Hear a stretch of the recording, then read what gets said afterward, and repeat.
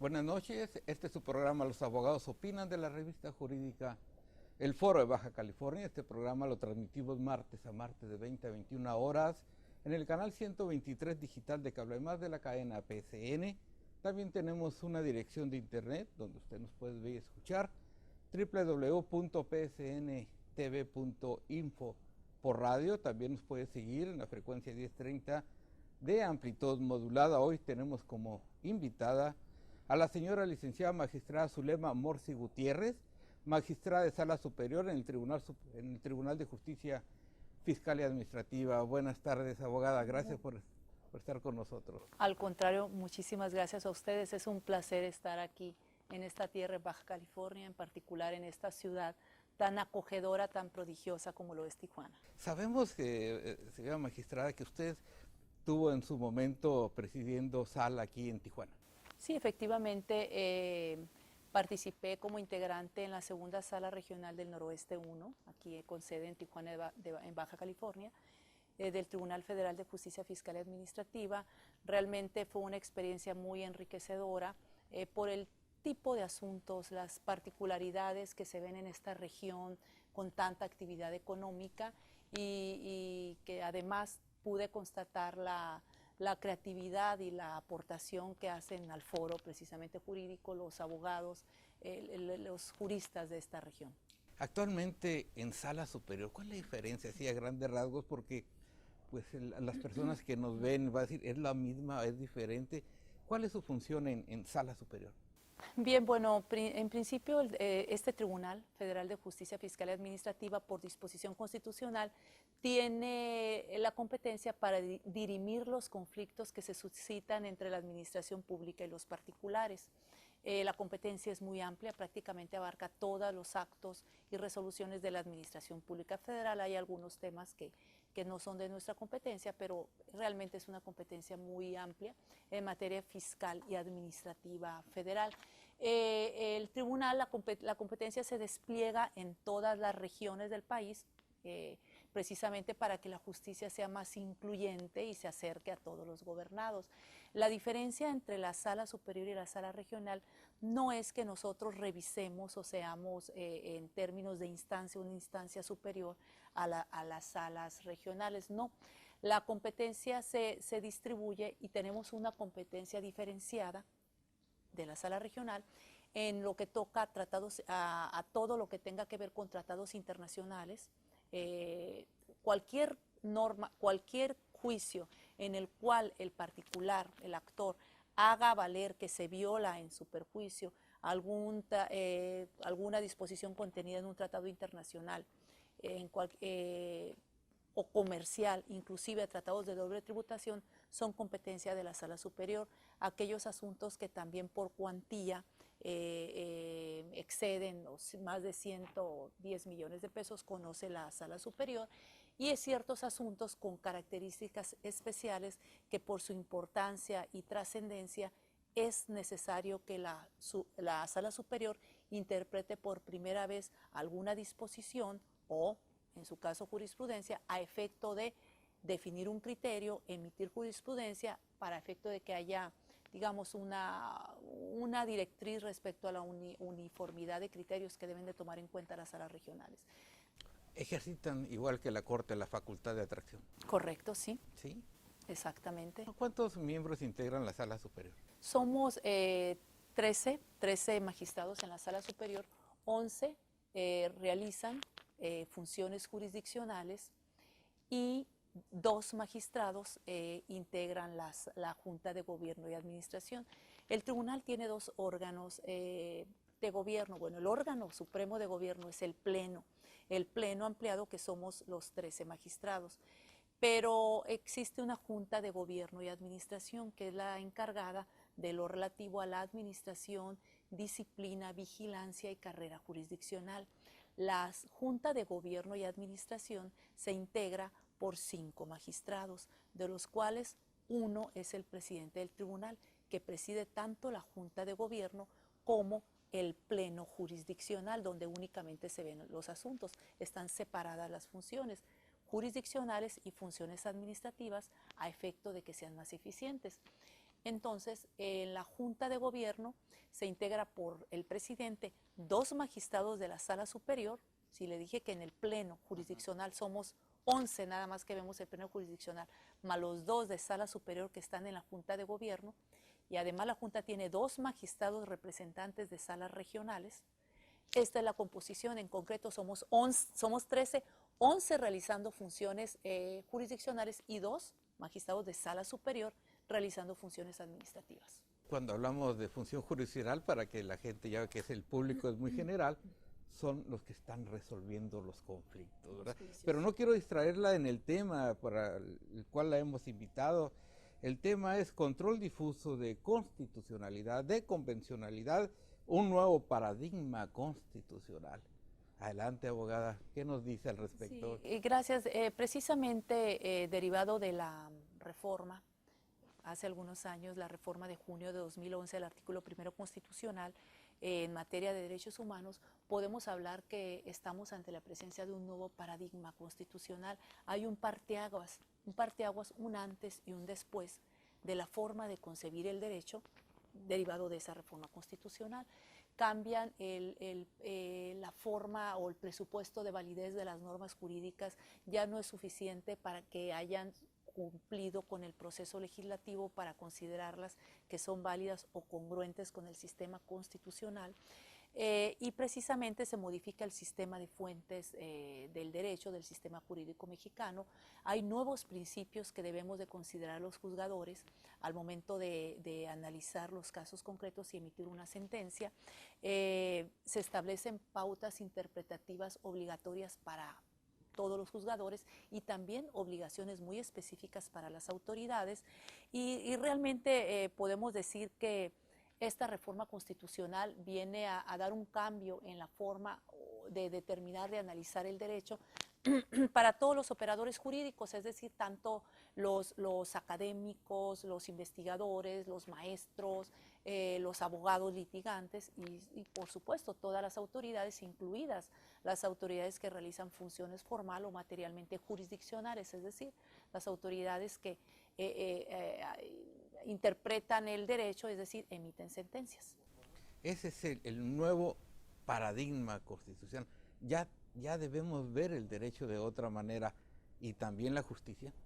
Definitivamente es una nueva forma de concebir el derecho porque nuestra Constitución además incorpora una serie de principios. Se dice en la doctrina que esta reforma constitucional adoptó el garantismo ferrayoliano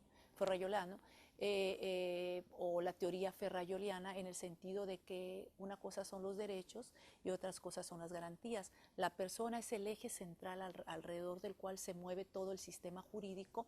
La persona es el principal actor en cuanto a centro de imputación de estos derechos y obligaciones, pero además vemos que el juez también tiene un protagonismo muy importante porque se toman en cuenta ciertos principios y el aspecto axiológico toma un valor frente a otros derechos, de modo que nuestra reforma constitucional adopta este criterio, pero realmente es un parteaguas en cuanto a esta forma de interpretar el derecho, o sea, de conocerlo, qué principios, cuáles son las pautas interpretativas obligatorias que tenemos los juzgadores, como por ejemplo la cláusula de interpretación conforme que está establecida en el artículo 1 constitucional, maximizada siempre en beneficio de la persona. Entonces viene un cambio también en el sistema de fuentes del derecho. Ya se reconocen por esta Constitución los derechos humanos reconocidos por esta Constitución, que ya estaban precisamente reconocidos desde la Constitución de 1857, y también los derechos humanos de fuente internacional, que forman parte ya, y ya la Suprema Corte de Justicia de la Nación determinó, interpretó, mediante la resolución de una contradicción ahí de sentencias, que precisamente también tienen rango constitucional los derechos humanos de fuente internacional, de modo que vemos que hay un sistema más armonizado en el cual ya no es tanto el conflicto en cuanto a jerarquías, ya que ese conflicto queda dirimido en la medida que nosotros tenemos que aplicar lo que más le beneficia a la persona. Abandonemos aquel viejo criterio de que la Constitución era la norma superior en el país. Lo sigue siendo, pero en materia de derechos humanos ya tenemos una nueva concepción, ¿verdad? Porque no todos los derechos humanos se contienen ahora en la Constitución. Ese es un gran avance para el país, ¿verdad? Definitivamente es un gran avance. El bloque o el sistema de fuentes de derechos se amplía. Ya no son únicamente los de la Constitución, sino también se reconocen los de los tratados internacionales y definitivamente es un avance que México en el ámbito internacional está demostrando que existe esta voluntad tanto política desde la reforma constitucional que viene a dar este cambio propiciado en gran medida por el caso Rosendo Radilla Pacheco, pero también por el camino hacia el cual tiene que avanzar el sistema jurídico mexicano, un sistema jurídico en el cual está estableciendo las bases en la Constitución de protección, defensa, garantía y promoción de los derechos humanos. Este sistema de control convencional con base en los tratados, yo creo que tiene el ánimo de hacerlo universal, de que ser incluyente para que todos tengamos a nivel de dignidad humana un mismo estándar. Definitivamente es parte de la globalización, de la universalidad de los derechos y yo creo que hacia allá tiende el derecho internacional. Todavía la Suprema Corte ha determinado que si bien es cierto, les da rango constitucional a los derechos humanos de fuente constitucional, es decir, tenemos derechos humanos de fuente constitucional y de fuente internacional, son del mismo rango, aunque vengan de tratados internacionales, los derechos humanos, independientemente de la fuente, gozan del mismo rango. Sin embargo, sí deja la Corte clara la prevalencia de la Constitución en los casos de las salvedades. Como el artículo primero dice, salvo los casos y condiciones que esta Constitución establece, sí deja de cierta medida que la Constitución va a prevalecer en términos de jerarquía, en los casos de excepciones. Ese es un tema de mucho debate, definitivamente, en la academia, y hay opiniones, así como en la propia Corte están divididas las opiniones, también en el foro jurídico, los académicos, los investigadores, los propios abogados, los propios juzgadores, también podamos emitir nuestra opinión al respecto.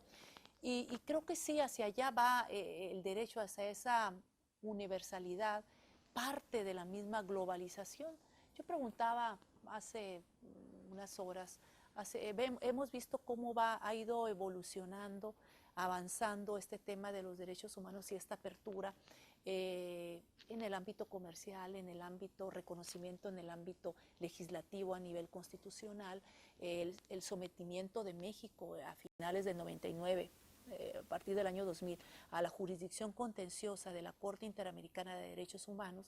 Si bien es cierto, los países podemos incorporarnos, aceptar esa jurisdicción contenciosa o incorporarnos a alguna convención, como lo fue en el caso de la Convención Americana de Derechos Humanos o el Pacto de San José, lo cierto es que si vienen algunas, digamos,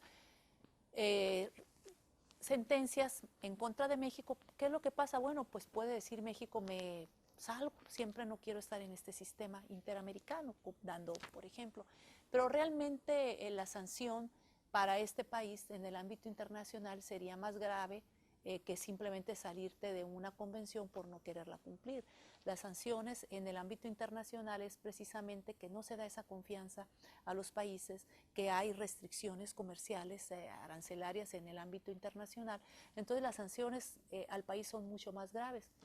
Y hemos visto que México, claro que sí ha aceptado y ha reconocido esas resoluciones y esas recomendaciones y se han visto reflejadas en las distintas reformas constitucionales, así como también la propia Suprema Corte de Justicia de la Nación ha considerado, ponderado algunas de esas recomendaciones que le han dado luz al momento de resolver algunos asuntos. Dice que qué importante lo que usted señala, porque hay unos países que se explota al niño en fabricar insumos, productos que después vienen a nuestro país.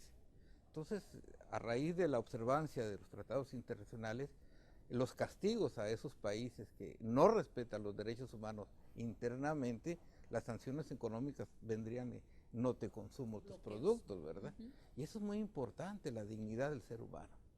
Definitivamente hay bloqueos que son las sanciones, ya no quieren una forma de sancionar a ese país, es bueno, ya no vamos a tener tratos contigo o vamos a hacer embargos internacionales, de modo que hay ese tipo de sanciones y como estamos en una globalización, un sistema jurídico que tiende precisamente a establecer de manera homogénea ciertos mínimos o ciertos parámetros para que toda la gente pueda circular, independientemente de los derechos ya reconocidos en las declaraciones universales de derechos humanos, o sea, me refiero a otros tratados que otorgan esos beneficios, tratados que reconocen expresamente ciertos derechos humanos, de modo que creo que para allá va la tendencia, lo hemos visto, todavía hay opiniones, inclusive resistencias. Definitivamente México como un país, como parte de su soberanía, por ser soberano, dice, bueno, me somete a la jurisdicción contenciosa de la Corte. Algunos, no, como otra instancia superior a una instancia internacional superior a México. No es que se vea en ese sentido, pero sí, realmente sí tienen competencia desde el momento que aceptamos esa jurisdicción a vincularnos sus resoluciones. Y hacia eso va parte de la globalización, de la internacionalización del derecho y del reconocimiento universal de los derechos humanos, que esta reforma constitucional parte de esa visión internacionalista. Muy importante lo que se viene usted comentando, porque según avanza, ya los estados totalitarios no tienen razón de ser. Oprimen y suprimen las garantías o los derechos humanos. Y vemos que otros países todavía no llegan a este nivel del nuestro, de reconocer como Estado, como gobernantes, que hay que ver por el ser humano. Y me gusta ese planteamiento internacional de los derechos humanos, esa globalización que nos coloca a todos en un plano de igualdad, pero del texto constitucional a la realidad nacional, ¿tiene alguna observación, magistrada?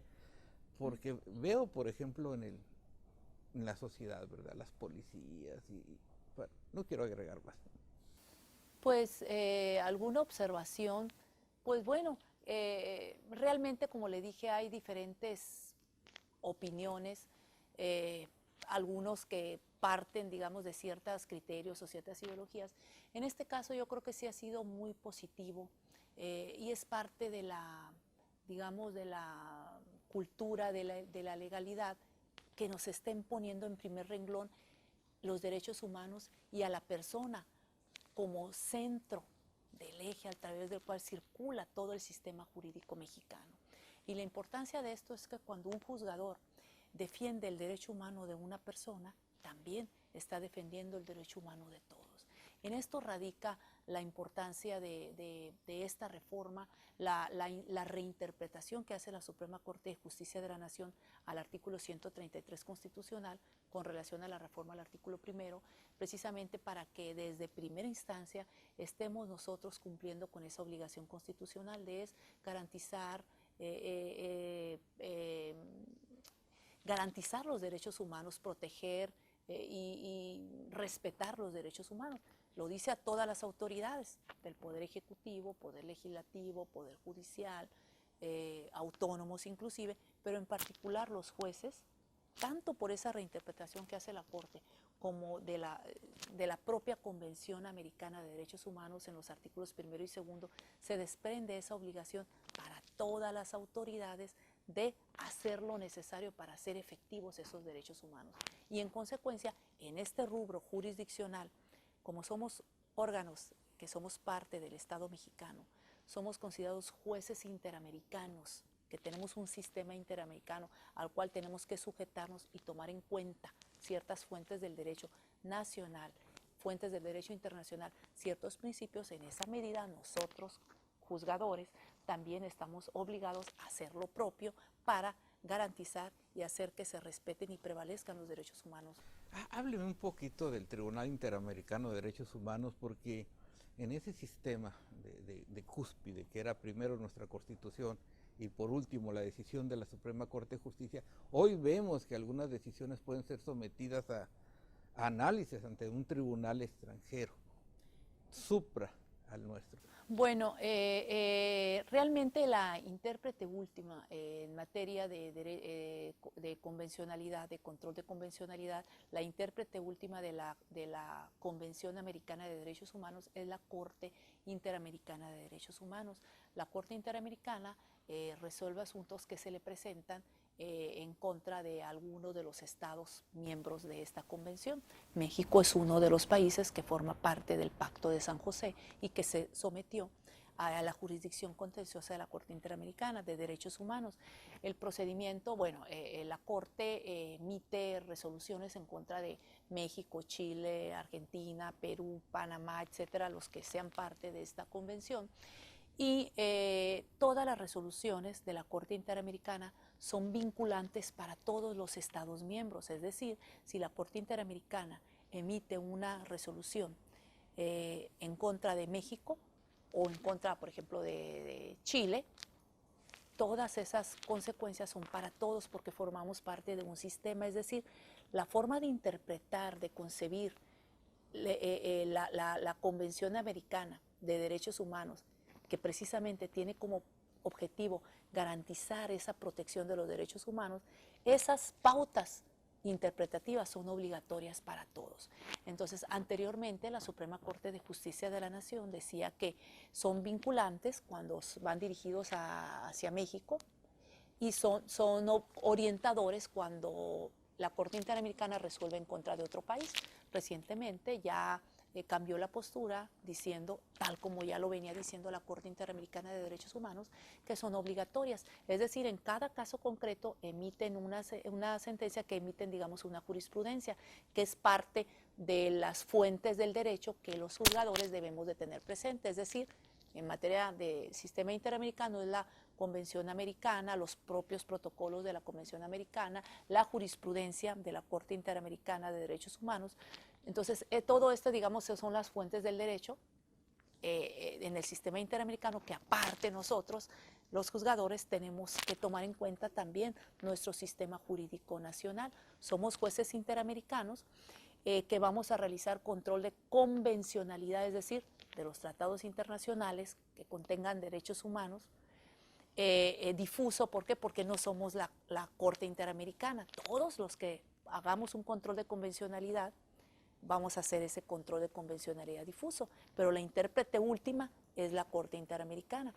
Igual como sucede en el control de constitucionalidad, la Suprema Corte de Justicia de la Nación en materia de control de constitucionalidad es la intérprete última aquí en México de la Constitución.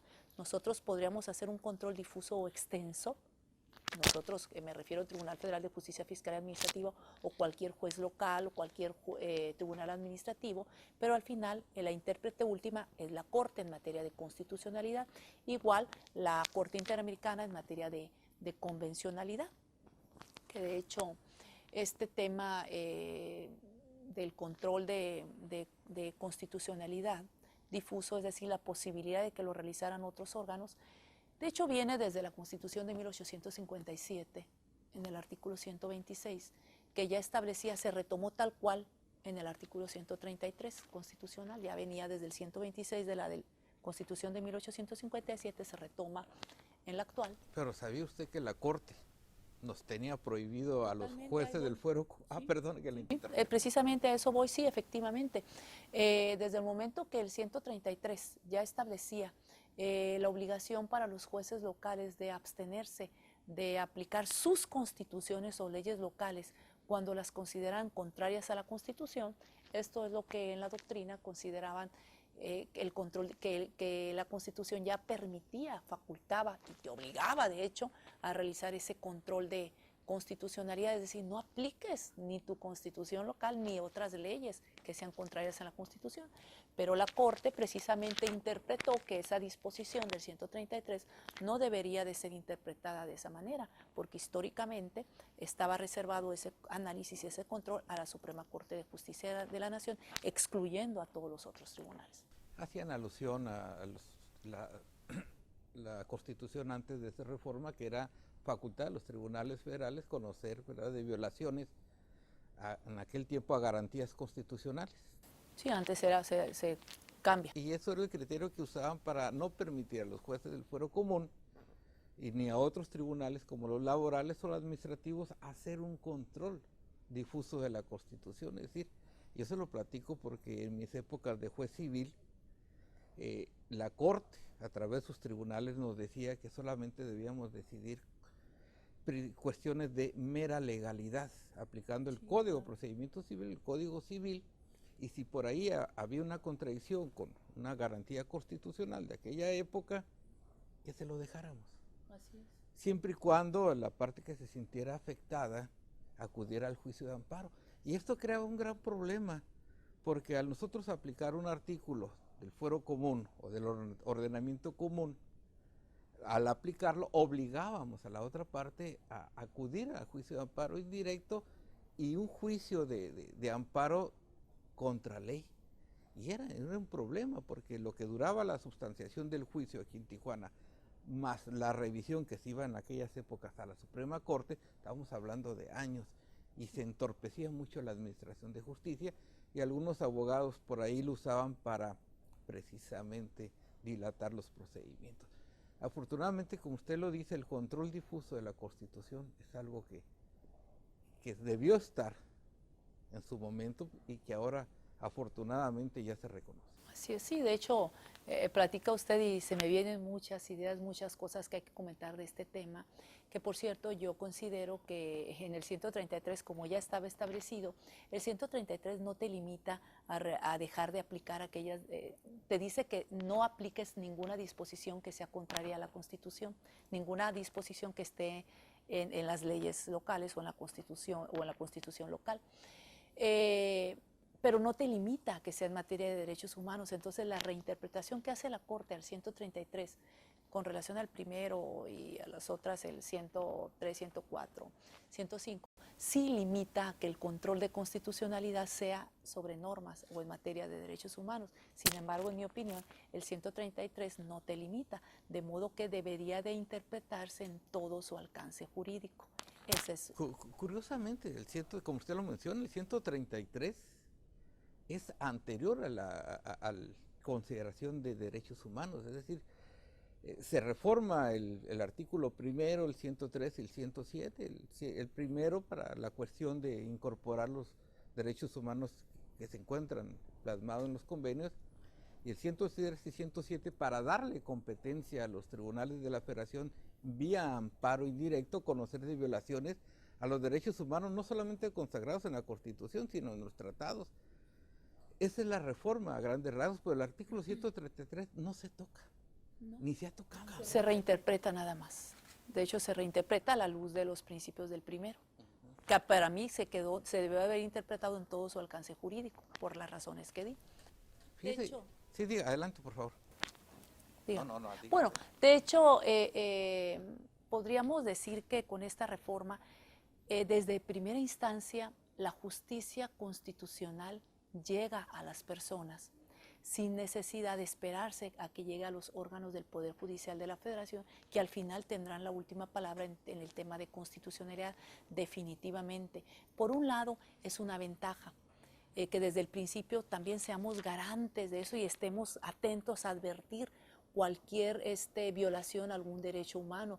Estamos obligados a identificar los derechos humanos contenidos en la Constitución, en los tratados y en las leyes ordinarias. En esta materia administrativa hay muchos derechos humanos que están contenidos en las normas jurídicas mediante las cuales la Administración Pública Federal despliega sus funciones, como lo son en materia de deporte, equilibrio ecológico, vivienda, ambiente sano, agua, etcétera, educación. Hay muchos derechos humanos contenidos en las leyes administrativas, pero realmente es un tema que se tiene que ver con mucha responsabilidad, porque creo que a lo último que debemos de llegar es hacer esa inaplicación de las normas, ese control difuso, porque el control difuso tiene varios grados y alcances dependiendo del órgano que lo realiza. Pero bueno, creo que a lo último que tenemos que llegar es a inaplicar una norma. ¿Por qué? Porque lo primero que tenemos que hacer los juzgadores con esa capacidad creativa es interpretar la norma de modo que la salves de esa inconstitucionalidad o inconvencionalidad, solo si no se puede salvar a través de una interpretación conforme en sentido amplio, la interpretación conforme en sentido estricto, y siempre esta interpretación vinculada con el principio pro persona o principio pro homine, es decir, maximizada en beneficio de la persona, solo en este caso, cuando de plano no se puede salvar esta, entonces a través de una interpretación podemos llegar a inaplicar. Nosotros que hacemos control difuso solamente inaplicamos en el caso concreto. Los que hacen control concentrado, que son los órganos del Poder Judicial a través de las vías directas de control, sí pueden llegar a declarar la invalidez o inconstitucionalidad de una norma. Nosotros no podemos llegar a hacer esa declaratoria, pero sí a inaplicarla en el caso concreto. De modo que creo que ahí depende, es un tema que se tiene que ver con mucho cuidado. También hay críticas a este tema, esta nueva, digamos, corrientes de derecho. Me recuerda a una corriente jurídica del neoconstitucionalismo, que es un tema que se empezó a ver en los años 80 allá en Europa, en Italia, acuñado por una maestra de la Universidad de Génova, Italia, donde tiene ciertas características que retoma esta reforma al artículo primero constitucional, porque no solamente se habla de normas, sino de principios, y cómo interpretar los principios, ya no son normas, son principios, pues hay criterios de ponderación, hay muchas críticas a estos criterios de ponderación, se habla de que hay cierta discrecionalidad, hay críticas obviamente, por eso estamos construyendo la doctrina, hay opiniones en un sentido, opiniones en otra, pero lo que sí es que también se comenta que hay una pugna entre el legislativo que emite una norma y los juzgadores que dicen, esta norma es inconstitucional o esta norma no cumple con el parámetro de regularidad constitucional. Por ello es que digo, ahora el juzgador tiene un papel más activo que el juez, porque con base a esos principios axiológicos nosotros vamos a determinar la validez de la norma jurídica, es decir, no por el hecho de que haya pasado por el proceso legislativo significa que es válida y congruente con la Constitución y con los tratados. Nosotros vamos a determinar a la vez, a la luz de estos principios y conforme al principio pro persona. Por ello es que se dice que hay un conflicto, como si pasa por el proceso legislativo por ambas cámaras y tiene un procedimiento legislativo, nosotros decimos, ¿sabes qué? No, y la bajamos del sistema jurídico o no la aplicas. Por ello es una labor que se tiene que ver con mucha responsabilidad. Y en ese sentido, en este Tribunal Federal de Justicia Fiscal y Administrativa estamos conscientes de los retos que surgen cuando se instrumentan reformas de esta naturaleza, como la reforma al artículo primero constitucional, que vienen a elevar la eficiencia en la impartición de justicia.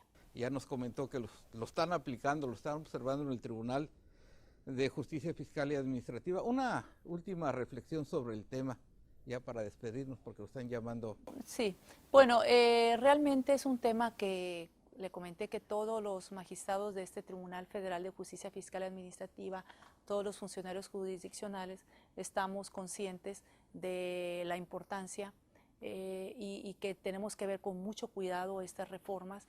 Estamos conscientes de los nuevos principios que tenemos que tomar en cuenta al momento de juzgar, de las obligaciones que tenemos como autoridades al momento de aplicar el derecho.